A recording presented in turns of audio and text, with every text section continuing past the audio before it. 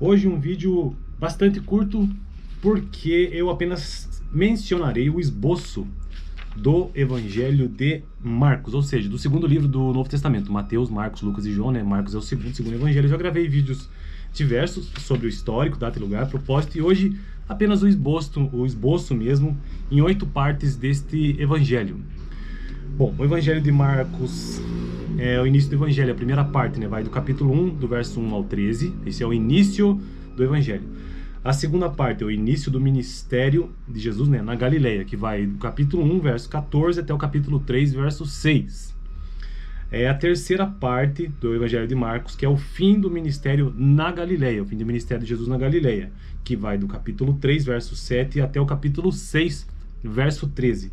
A quarta parte do Evangelho de Marcos trata do um ministério além da Galileia, que era uma região lá no norte de Israel, que vai do capítulo 6, versículo 14, até o capítulo 8, versículo 26.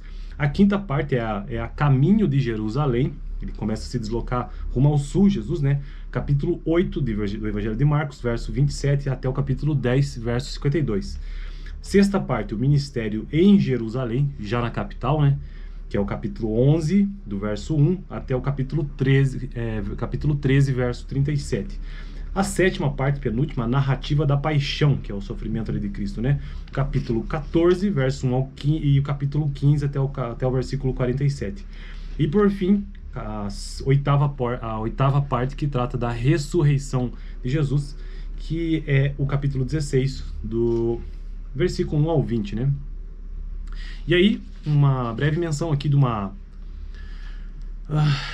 deixa eu ver se ele faz uma conclusão no final do livro.